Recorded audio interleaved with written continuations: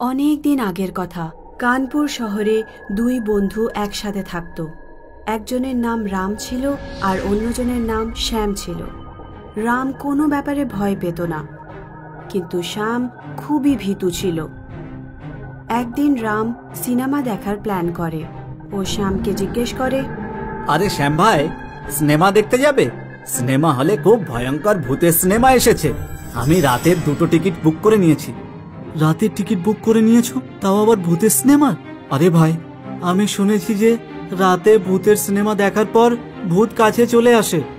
রাম ওর কথা শুনে হাসতে থাকে আর ওকে বলে, আরে ভাই, এসব কিচ্ছু হয় না, এসব কুসংস্কার। ভয় পেও না, আমি থাকবো তো তোমার সাথে। শ্যাম নিজের মনে কিছু একটা ভাবে। আমি রাত্রে সিনেমা দেখার কথা যদি বারণ করি, তাহলে আমাকে নিয়ে খুব হাসাহাসি করবে। শ্যাম রাজি হয়ে যায় আর ওরা দুজন রাত্রে সিনেমা দেখতে যায়। সিনেমা শেষ হওয়ার পর ওরা সিনেমা হলের বাইরে আসে। যখনই ওরা রাস্তায় আসে, ওরা দেখে যে চারদিকে একেবারে নিঃশব্দ আর খুব অন্ধকার ছিল। ওরা অটো আসার অপেক্ষা করছিল।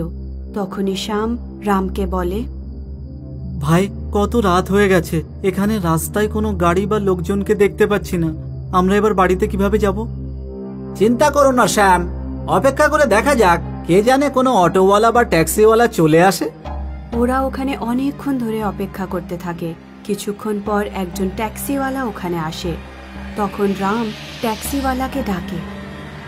আরে ভাই দাঁড়াও। কিছু দূর আগে গিয়ে ট্যাক্সিওয়ালা ট্যাক্সি থামায়। ট্যাক্সি ড্রাইভার একজন ভূত ছিল। ও মানুষের রূপ ধারণ করেছিল। ওর চোখ দুটো লাল ছিল, যেটা দেখে শ্যাম ভয় পেয়ে যায় আর ধীরে ধীরে রামকে বলে যে, আরে রাম ভাই, দেখো না, ওই ড্রাইভারের চোখ দুটো কেমন ভয়ঙ্কর। আমরা আর কিছুক্ষণ অপেক্ষা করি না এখানে? কিছুক্ষণের মধ্যে কোনো ট্যাক্সিওয়ালা বা অটোওয়ালা চলে আসতে পারে, আমরা তার সাথে চলে যাব। কিন্তু রাম কোনো কথা শোনে না আর ও ট্যাক্সি ড্রাইভারকে জিজ্ঞেস করে, আরে ভাই, রাজেন্দ্র নগরে যাবে নাকি?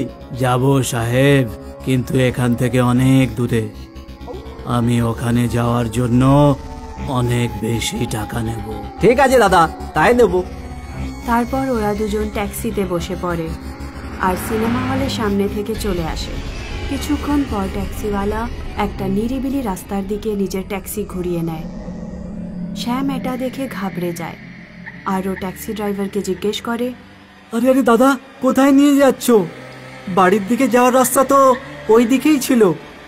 সাহেব, এটা শর্টকাট রাস্তা, এখান থেকে আমরা তাড়াতাড়ি পৌঁছে যাব। তারপর ট্যাক্সিওয়ালা নিজের মনে ভাবতে থাকে, আজকে তো আমার খুব মজা হচ্ছে। দুটো লোক আমার জালে আটকে, আজ আমি পেট ভরে খাবো। ট্যাক্সিওয়ালা কিছু দূর যাবার পর নিজের ট্যাক্সি হঠাৎ করে থামিয়ে দেয়। তখন রাম ট্যাক্সিওয়ালাকে জিজ্ঞেস করে, আরে ভাই, এরকম একটা নিরিবিলি জায়গায় ট্যাক্সি কেন দাঁড় করালে? মনে হচ্ছে সাহেব, গাড়ি খারাপ হয়ে গেছে। কিন্তু কোনো ব্যাপার নেই সাহেব, 5 মিনিট একটু দাঁড়ান। আমি গাড়ির ডিক্কি থেকে অন্য টায়ার বের করে এক্ষুনি লাগিয়ে দিচ্ছি। তারপর যেই ট্যাক্সিওয়ালা গাড়ির বাইরে বের হয়, ও নিজের আসল রূপ বদলে ফেলে আর এক ভয়ঙ্কর ভূতে পরিণত হয় আর জোরে জোরে হাসতে থাকে। এবার তোমাদের দুজনকে আমি ওপরে তাড়াতাড়ি পৌঁছে দেব। বলো, কাকে প্রথমে খাবো আমি? ওরা দুজন খুব ভয় পেয়ে যায় আর গাড়ি থেকে বেরিয়ে দৌড়তে থাকে আর ভূতও ওদের পিছু পিছু দৌড়তে থাকে। ভূত দৌড়তে দৌড়তে ওদের বলে, কত দূর পালিয়ে যাবে? এখানে তোমাদের কেউ বাঁচাতে আসবে না আমার হাত থেকে। তোমরা আমার জালে আটকে পড়েছ। কিছু দূর গিয়ে ওরা একজন লোককে দেখতে পায়।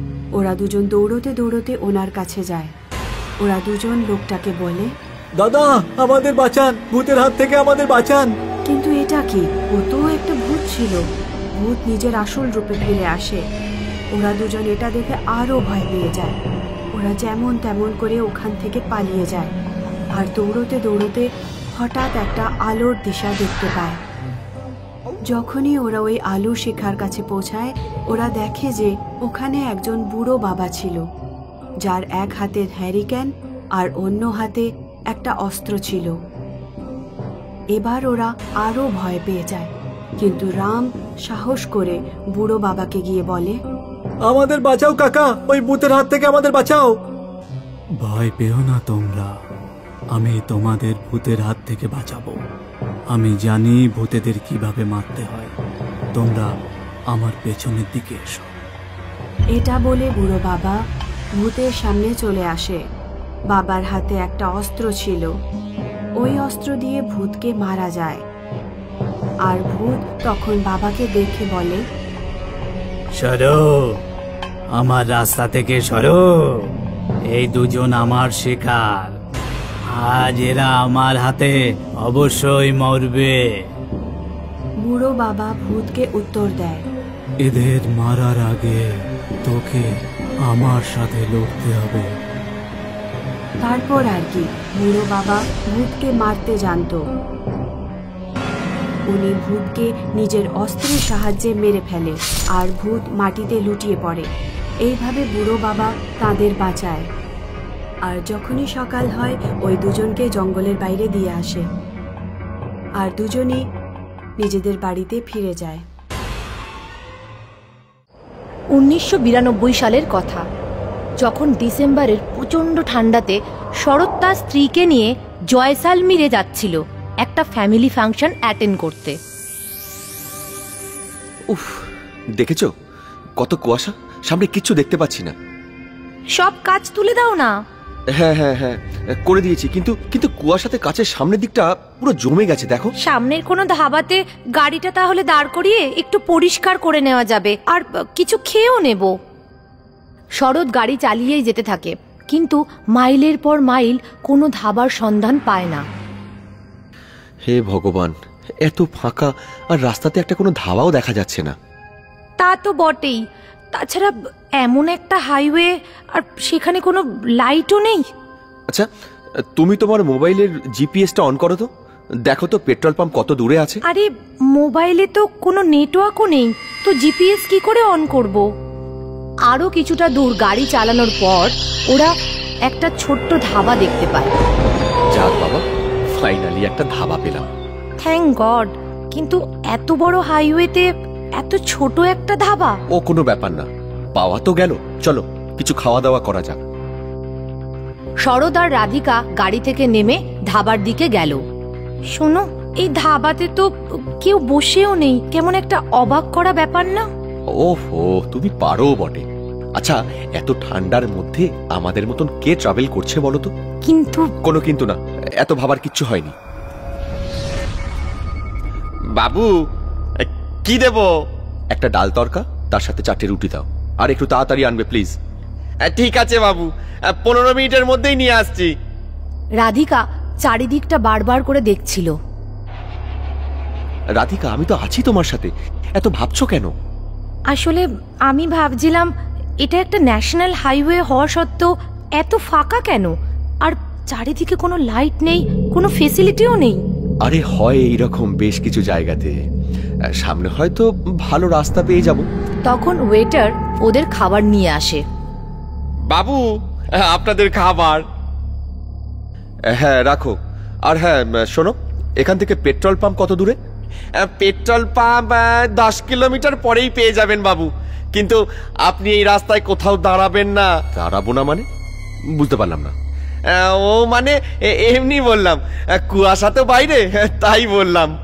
শরৎ ও রাধিকা ওয়েটারের কথাতে একটু চমকে গেল আর একে অপরের দিকে তাকালো।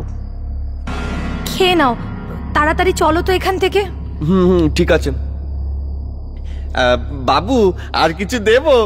চা বা লস্যি? ঠিক আছে, তুমি একটা কাজ করো, একটু চা নিয়ে এসো, রাতে তো গাড়ি চালাতে হবে।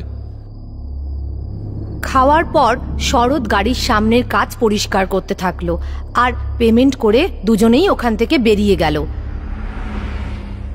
কিন্তু রাধিকার মাথায় ওয়েটারের কথাটাই ঘুরছিল। আচ্ছা শরৎ, লোকটা এরকম কেন বলল যে রাস্তায় কোথাও থামবেন না? রাধিকা, এবার তুমি বড্ড বেশি ভাবছো। গান চালাও বা চুপচাপ একটু ঘুমিয়ে নাও। কিছুটা যাওয়ার পর ওরা দেখলো রাস্তাতে একটা লোক আর একটা মহিলা লিফট চাইছে। এত রাতে হাইওয়েতে এরা কারা দাঁড়িয়ে আছে? কি জানি, কিন্তু খুব সমস্যাতে আছে বলে মনে হচ্ছে। গাড়ি থামিও না শরৎ, আমার কিন্তু খুব ভয় লাগছে। কি যে বলো না তুমি। আচ্ছা, মানুষগুলো তো সমস্যায় আছে বলে মনে হচ্ছে। রাধিকা শরৎকে গাড়ি থামাতে বারণ করেই যায়, কিন্তু শরৎ ওর কথা না শুনে ওই দুজনের সামনে গিয়ে গাড়ি থামিয়ে দেয়। জানালার কাঁচ নামিয়ে ওদের সাথে কথা বলতে থাকে। কে আপনারা, আর এত রাতে এখানে কি করছেন? আমার নাম বিক্রম সিং, আর আমার স্ত্রী কণিকা। আপনি আমাদের ওই সামনের গ্রামটাতে একটু ছেড়ে দেবেন প্লিজ। শরৎ ওদের দুজনকে ভালো করে দেখে। লোকটার বউয়ের ঘুমটা দেওয়া ছিল। ছাড়ো শরৎ, না করে দাও। রাধিকা, কিসব বলছো? এত রাতে নিশ্চয়ই বিপদে পড়েই দাঁড়িয়ে আছে। তুমি আমার কথা কেন শুনছো না? শরৎ কিছুতেই রাধিকার কথা শুনল না। ঠিক আছে ঠিক আছে, আপনারা বসুন, আমি আপনাদেরকে সামনের গ্রামে ছেড়ে দেবো। ওরা দুজনে গাড়ির পিছনের সিটে বসে। রাধিকা খুবই চিন্তিত হয়েছিল, আর শরৎ ওদের সাথে কথা বলতে শুরু করলো। আচ্ছা, এত রাতে আপনারা এখানে কি করছিলেন? সকালেও তো যেতে পারতেন। আসলে আমাদের গাড়িটা অ্যাক্সিডেন্ট হয়েছিল, তাই আমরা এখানেই দাঁড়িয়েছিলাম। অ্যাক্সিডেন্ট কখন হলো আর কিভাবেই বা হলো? সামনের একটা মোড় পড়বে, ওখানেই আমাদের গাড়িটা অ্যাক্সিডেন্ট হয়েছে। একটা ট্রাক ধাক্কা মেরে যায়। আচ্ছা, তাহলে আপনারা এখানে এলেন কি করে? এখানে তো কোনো গাড়িও দেখতে পাচ্ছি না। আর কতক্ষণ হয়েছিল এই অ্যাক্সিডেন্টটা? হ্যাঁ, গাড়িটা পুলিশ নিয়ে গেছে। পুলিশ নিয়ে গেছে? আর এত তাড়াতাড়ি কি করে নিয়ে গেল? অ্যাক্সিডেন্টই বা কতক্ষণ আগে হয়েছিল? 10 বছর আগে। 10 বছর আগে শুনেই শরদের গাড়ির ব্যালেন্স নষ্ট হয়ে যায়। ও চমকে যায়। ও পিছনে তাকাতেই দুটো ভৌতিক চেহারা দেখতে পায়। রাধিকাও চিৎকার করতে শুরু করে, আমি বলেছিলাম না, আমি বলেছিলাম ওদের লিফট দিও না। রাধিকা, খাবিও না। তা কি আর করব? শরৎ গাড়ির আয়নায় দেখে ওদের চেহারা পুরো পাল্টে গেছে, আর দুজনে জোরে জোরে হাসতে থাকে। কি চাও তোমরা? আমরা তো তোমাদের কোনো ক্ষতি করিনি। তখনই সামনে রাস্তার মোড়ে শরৎ দেখে রক্তাক্ত অবস্থায় বিক্রম আর কণিকা দাঁড়িয়ে আছে। ওরা চিৎকার করছে, সাহায্য চাইছে। কণিকা গর্ভবতী, আর ওরা জানালার কাছে এসে জোরে জোরে ধাক্কা দিতে থাকে। ছাড়ো ছাড়ো ছাড়ো, সরে যাও। সরে যাব কি করে? তখন আমরা সদ্য বিবাহিত, কিন্তু এত বড় হাইওয়েতে কেউ আমাদের সাহায্য করেনি। তাহলে আমাদের উপর কিসের প্রতিশোধ নিচ্ছ? হ্যাঁ, আমরা তো আপনাদের সাহায্য করেছি। তখনই পিছন থেকে কণিকা রাধিকার গলা টিপে ধরে। চুপ কর, তোদের মতোই কেউ আমাদের অ্যাক্সিডেন্ট করে চলে গিয়েছিল, কিন্তু আমাদের কেউ সাহায্য করেনি। আমার গলা ছাড়ো, ছাড়ো আমার গলা, বাঁচাও, বাঁচাও আমাকে। শরৎ খুব জোরে জোরে গাড়ি চালাতে থাকে। সামনে রাস্তায় একটা মোড় আসে। শরৎ আর রাধিকা নিজেদের বাঁচানোর চেষ্টা করতে থাকে, কিন্তু কণিকা আর বিক্রম ওদের গলাতে আঘাত করতে করতে ওদের মেরে ফেলে।